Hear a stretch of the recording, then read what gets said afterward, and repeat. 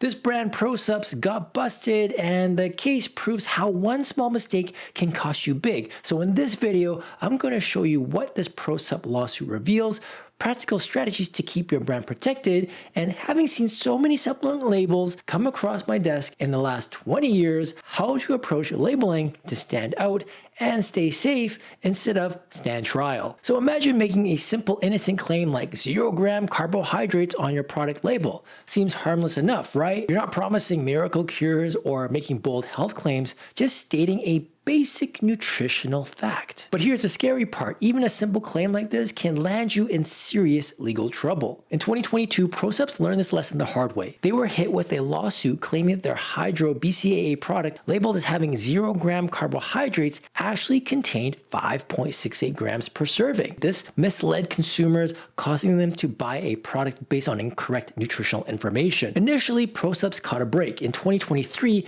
their lawyers successfully argued that the plaintiff had tested only one single sample. And according to FDA guidelines, you typically need to test 12 samples to verify your label claims. Now, based on this, the district court decided to dismiss the case. But the relief didn't last long because in June 2025, the Ninth Circuit reversed this decision, ruling that even a single sample test could be enough evidence to push a misbranding lawsuit forward. Suddenly, ProSupps found themselves dragged back into legal battles, forced to spend even more money, more time, and stress defending themselves without any guarantee of a positive outcome. Here's why this matters to you. Even if you're technically right, even if you followed most of the rules, a small oversight or misunderstanding can trigger costly lawsuits. Legal battles aren't just expensive, they're exhausting and distracting, and they pull your focus away from running your business, and they drain your resources. So what can we learn from this, and how can we avoid this issue altogether? The ProSupps situation teaches us something critical, and it's actually quite fitting since we're all in the supplement industry, and that is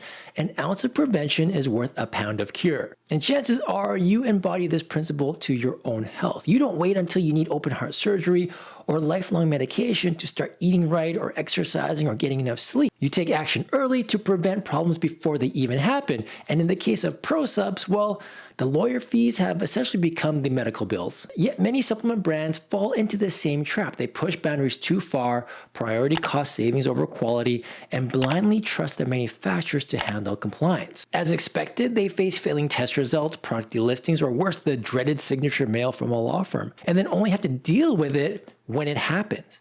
So it's clear we have to get ahead of this from the beginning. So what can we learn from ProSupps to avoid these pitfalls? First, even simple, seemingly innocent claims on your labels can land you into legal trouble. Don't underestimate them.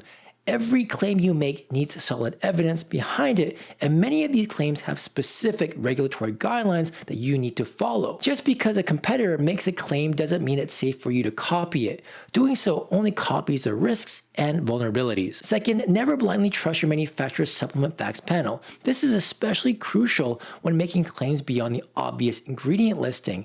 Nutritional details like carbohydrates, proteins, and fats are commonly inaccurately reported. Some manufacturers don't even measure these values or collect these values, so their software defaults to 0 grams if the data isn't there.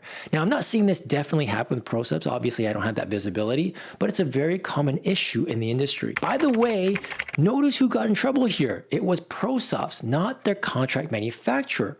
Ultimately, your brand is responsible for label accuracy, not your supplier. Manufacturers might offer a regulatory review, but never rely solely on that one promise. Also, pay attention to where you place your claims. A claim tucked away in the nutritional panel is one thing, but placing bold claims front and center on your packaging significantly raises the standard of proof required. This is crucial. You should be implementing your own testing to verify label accuracy. Many manufacturers produce impressive-looking CFAs or certificates of analysis, but upon closer inspection, reveal that actually no testing was done. So yes, testing adds cost, but think of it as insurance against costly problems down the road. And don't just test one random bottle, test multiple samples from different parts of your production run to get a truly representative result. Some manufacturers do this well, but others will need clear directions from you. By taking these proactive steps, you'll avoid costly mistakes and keep your brand strong and trustworthy. But what other practical strategies and tactics can you implement on your labels right now? Let's dive into those next. The supplement industry can be messy. Not only do you have brands that cut corners and don't play by the rules, but you can also have lawyers looking for easy targets, brands that are vulnerable enough to settle quickly. This is the reality of the game, and you need to keep this all in mind, especially when it comes to your labels. Which brings us to the first tip, and that is to take a poker face approach to labeling. Think about championship poker players. You can't read them, they wear sunglasses, hoodies, and they give their opponents zero clues. There's no tells to capitalize on. Your label should do the same thing. Keep it simple, keep it minimal, and avoid making unnecessary or risky claims that lawyers can attack. Words like clean or natural are prime examples of trigger words. And by the way, if you want to learn more about trigger words and compliance, I cover this extensively in the Supplement Startup Essential Training, aka SET.